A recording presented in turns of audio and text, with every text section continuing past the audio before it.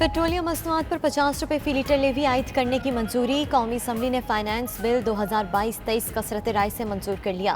तनख्वाहदार तबके के लिए टैक्स रिलीफ खत्म। टैक्स की नई शरह से मुतल्लिक तरमीम मंजूर। बड़ी कंपनियों और बैंकिंग सेक्टर पर 10% तक सुपर टैक्स लगाने की मंजूरी। ताजरों से बिजली के बिलों के जरिए सेल्स टैक्स लेने के शक भी मंजूर। मोबाइल फोन्स की दरामद पर 100 रुपये से 16,000 तक लेवी आयद। सॉफ्टवेयर और IT कंसल्टेंट की खदमात पर 5% सेल्स टैक्स आयद।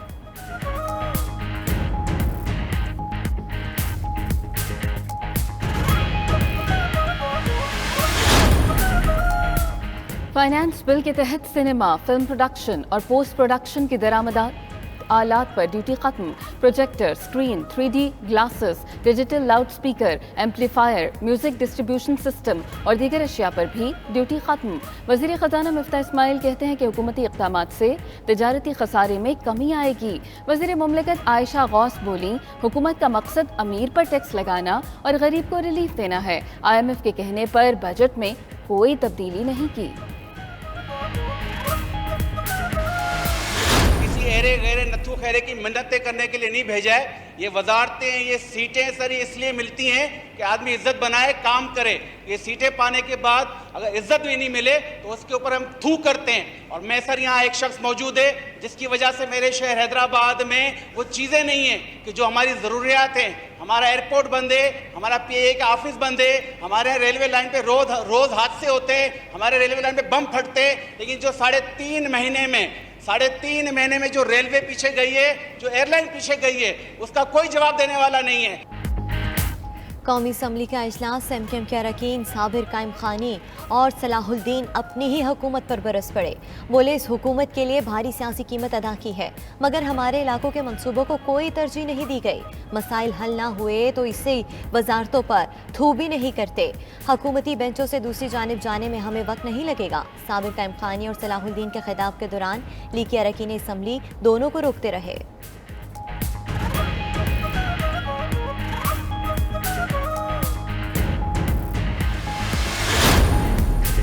हुकूमत बजट में शराइत बहुत सख्त करती जा रही है। IMF ने बातचीत खत्म कर दी थी तो आप भी खत्म कर देते। पार्लियामेंट के हाथ बंधे हैं। तरमीम के साथ एक नया फाइनेंस बिल बन गया। GDA के रुकन फहमीदा मिर्जा का कौमी असम्बली में इजहार ख्याल। बोली कि सुपर टैक्स लगाने से सनतें बंद हो जाएंगी। बिजली के बिल से अमीरों की कमर टूट गई, गरीब का क्या हाल होगा। लेवी लगाने पर पेट्रोलियम कीमतें दुगनी हो जाएंगी।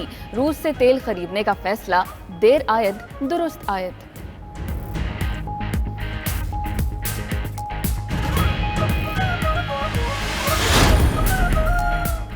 रूस से खाम तेल की खरीदारी के मामले पर अहम पेशरफ। वजारत तवानाई ने ऑयल रिफाइनरी से तजवीज़ तलब कर ली। खत्म इस्तफसार किया गया है कि रूस से तेल दरामद करने के लिए अदायगी का तरीक़ाकार और ट्रांसपोर्टेशन अखराजात क्या होंगे। रूसी तेल की खरीदारी से अरब ममालिक के साथ मुआहदे मुतासिर तो नहीं होंगे।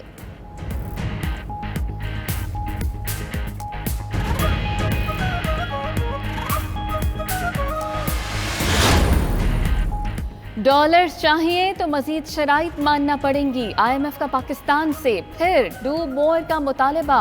3 नई कड़ी शराइत पेश कर दी। पाकिस्तान के ज़रिए मुबादला, करप्शन रोकने के सिस्टम और कीमतें बढ़ाने के शेड्यूल की बराह रास्त निगरानी होगी। ज़राए वज़ारत ख़जाना के मुताबिक IMF की शराइत मान भी लें तो जुलाई में $2 अरब मिलने का कोई इम्कान नहीं।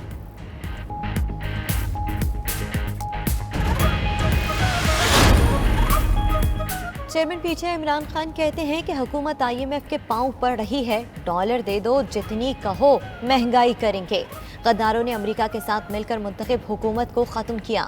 आते ही नैब और अपने करप्शन केसेस ख़त्म कर दिए। मुल्क के साथ जो जुल्म हो रहा है उसके खिलाफ आवाज़ बुलंद करना सबकी जिम्मेदारी है। तहरीक इंसाफ 2 जुलाई को तारीखी एहतजाज करेगी।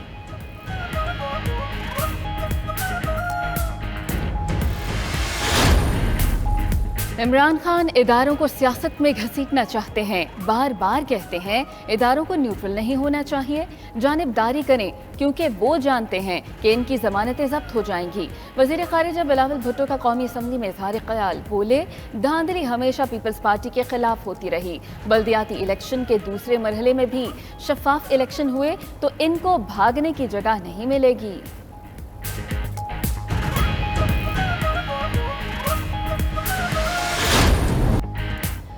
मुल्क में गर्मी कयामत खेज, लोड शेडिंग का डंग भी तेज, बिजली की तवील और खैर एलानिया बंदिश लोगों के लिए बन गई सख्त आजमाइश। तवानाई बहरान मजीद संगीन, शॉर्टफॉल बुलंद तरीन।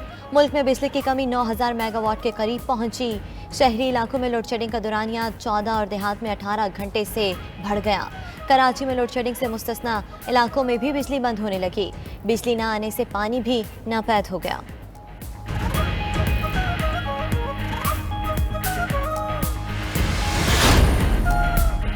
डॉलर के मुकाबले में रुपया मजीद तगड़ा हो गया। इंटरबैंक में डॉलर पौने ₹2 सस्ता, 205 रुपये 12 पैसे पर बंद।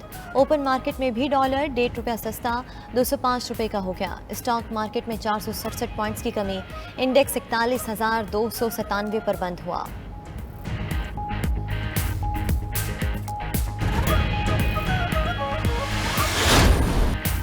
वज़ीर आला हमजा शहबाज की हल्फ बर्दारी के खिलाफ दरखास्तों पर समाअत कल तक मुलतवी। लाहौर हाई कोर्ट ने रिमार्क्स दिए कि सुप्रीम कोर्ट की तशरीह मौजूदा हालात में लागू होगी। सदर और गवर्नर आइन का तहफ़्फ़ुज़ करते हैं, वो किसी आइनी मसले पर खामोशी इख्तियार नहीं कर सकते। सुप्रीम कोर्ट ने मुनहरिफ अरकान के वोट शुमार न करने का फैसला दिया। वकील अजहर सिद्दीक ने कहा कि अदालत ऐसा फैसला सुनाए जो तारीख में याद रखा जाए। वकील की सदर से मुताल्लिक सिंगल बेंच के रिमार्क्स कलअदम करार देने की इस्तदा।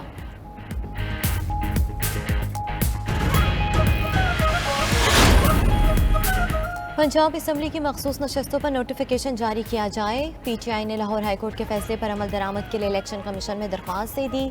मीडिया से गुफ्तगू में असद उमर बोले कि पंजाब में गैर आइनी हुकूमत के खात्मे के दिन आ चुके। इलेक्शन कमीशन और इदारों की कोशिश है कि पंजाब हुकूमत को बचाया जाए। फवाद चौधरी ने कहा कि ये मामूल बन चुका है। इलेक्शन कमीशन गलत फैसले देता है और अदालत उसे बदलती है। सियासी कशीदगी की बड़ी वजह इंतखाबात ना होना है।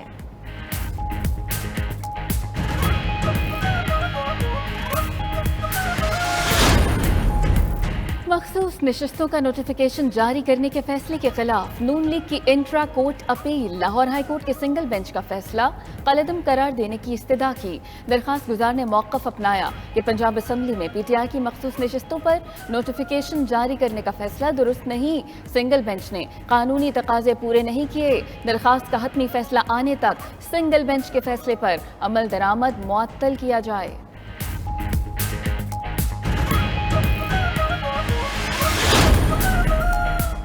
वज़ीर आला पंजाब की ज़ेर सदारत सूबाई पार्लिमानी पार्टी का इजलास। मुस्लिम लीग नून, पीपल्स पार्टी और आज़ाद अरकान असम्बली की शिरकत।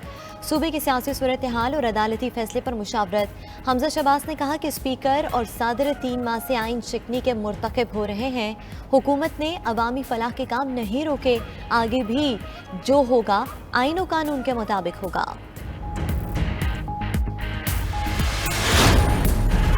स्पीकर पंजाब असम्बली चौधरी परवेज इलाही कहते हैं कि डिप्टी स्पीकर दोस्त मोहम्मद मजारी से इंसाफ की कोई तवक्को नहीं। ऐवान में पुलिस तलब करके उसका तकद्दुस पामाल किया गया। स्पीकर पंजाब असम्बली की पार्टी रहनुमाओं और वकला से मुलाकात के दौरान गुफ्तगू।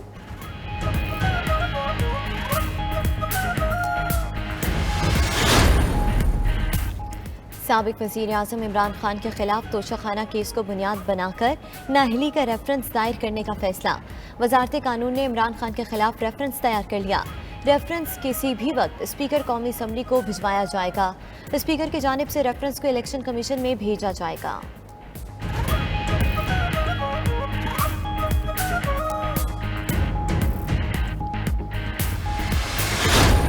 और बाबर आजम ने कोहली से एक और रिकॉर्ड छीन लिया।